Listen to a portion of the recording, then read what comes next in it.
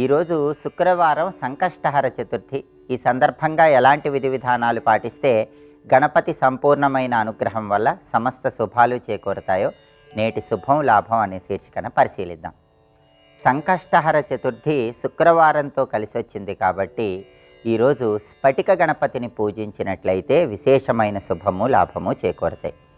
జాతకంలో శుక్రగ్రహ దోషాలు ఉన్నవాళ్ళు ఆ శుక్రగ్రహ దోషాలు తొలగింపజేసుకోవటానికి, కళారంగంలో విశేషంగా రాణించటానికి, సంగీత నాట్య రంగాల్లో అత్యున్నత స్థాయికి ఎదగటానికి, దాంపత్యంలో విభేదాభిప్రాయాలు తొలగింపజేసుకోవటానికి స్ఫటిక గణపతికి చేసే పూజ విశేషమైన శుభ ఫలితాలను కలిగింపజేస్తుంది. కాబట్టి ఈరోజు ఉదయం పూట పూజా మందిరంలో పూజాపీఠం మీద ఒక తెలుపు రంగు వస్త్రాన్ని ఉంచి దాని మీద స్ఫటిక గణపతిని ఉంచాలి. ఆ స్ఫటిక గణపతికి గంధం బొట్లు, కుంకుమ బొట్లు అలంకరించి స్ఫటిక గణపతి దగ్గర కొబ్బరి నూనె కానీ ఆవు నెయ్యి కానీ పోసి 6 ఒత్తులు విడిగా వేసి దీపాన్ని వెలిగించాలి. సహజంగా గణపతికి 5 ఒత్తుల దీపం అంటే ఎంతో ప్రీతిపాత్రం. కానీ సంకష్టహర చతుర్థి శుక్రవారంతో కలిసి వచ్చింది కాబట్టి శుక్రగ్రహ దోషాలు పోవటానికి, కళారంగంలో రాణించటానికి 6 ఒత్తుల దీపాన్ని వెలిగించాలి.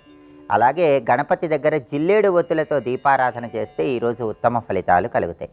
గణపతిని పూజించేటప్పుడు గణపతికి ప్రీతిపాత్రమైన ఎరుపు రంగు పుష్పాలతో పాటు తెలుపు రంగు పుష్పాలతో కూడా గణపతిని పూజించాలి. గణపతికి పుష్ప పూజ చేసేటప్పుడు ఉదయం పూట ఓం గూం హేరంబాయ నమః ఈ మంత్రాన్ని 21 సార్లు పఠించాలి. గణపతికి క్షీరాన్నాన్ని నైవేద్యంగా సమర్పించాలి. దాన్ని ప్రసాదంగా స్వీకరించి అందరికీ పంచిపెట్టాలి. ఇలా ఉదయం పూట స్ఫటిక గణపతిని పూజించడం ద్వారా శుక్ర బలం పెరుగుతుంది, శుక్రగ్రహ దోషాలు తొలగిపోతాయి, విశేషమైనటువంటి శుభ ఫలితాలు కలుగుతాయి. అలాగే సాయంకాలం పూట సంకష్టహర చతుర్థి కాబట్టి క్షిప్ర సంకట గణపతి పూజ చేయాలి. అంటే శ్వేతార్క గణపతి, తెల్ల జిల్లేడు వేరు మీద చెక్కిన గణపతిని సాయంకాలం పూట పూజా మందిరంలో ఉంచి పూజించుకోవాలి. శ్వేతార్క గణపతి పూజ చేసే సమయంలో గణపతిని మందార పూలతో కానీ, గన్నేరు పూలతో కానీ, పద్మ పుష్పాలతో కానీ, కలువ పూలతో కానీ, మల్లె పూలతో కానీ పూజించుకోవాలి. సాయంకాలం కూడా క్షీరాన్న నైవేద్యం పెట్టి ఆ తర్వాత దాన్ని ఆరు బయట వెన్నెలలో ఉంచి మళ్ళీ గణపతి దగ్గర ఉంచి గణపతి ప్రసాదంగా దాన్ని స్వీకరించాలి. ఇలా ఉదయం పూట స్ఫటిక గణపతి పూజ, సాయంకాలం పూట క్షిప్ర సంకట గణపతి పూజ అంటే శ్వేతార్క గణపతి పూజ చేస్తే విశేషంగా శుభము లాభము చేకూరుతాయి.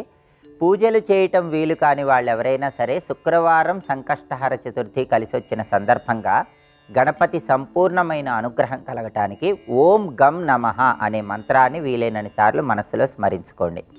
అలాగే దగ్గరలో ఉన్నటువంటి గణపతి ఆలయానికి వెళ్ళి గణపతికి ఆవు పాలతో కానీ, ఆవు పెరుగుతో కానీ అభిషేకం చేయించుకోండి.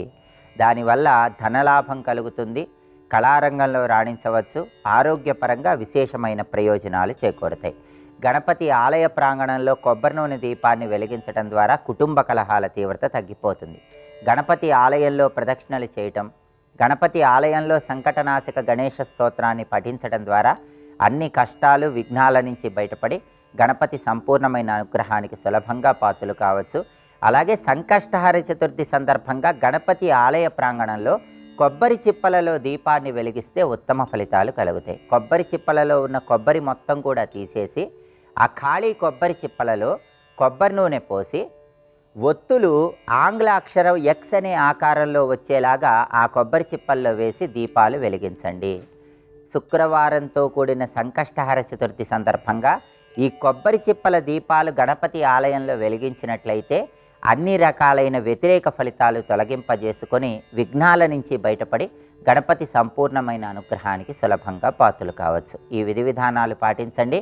గణపతి అనుగ్రహానికి ప్రతి ఒక్కరూ సులభంగా పాత్రలు కండి.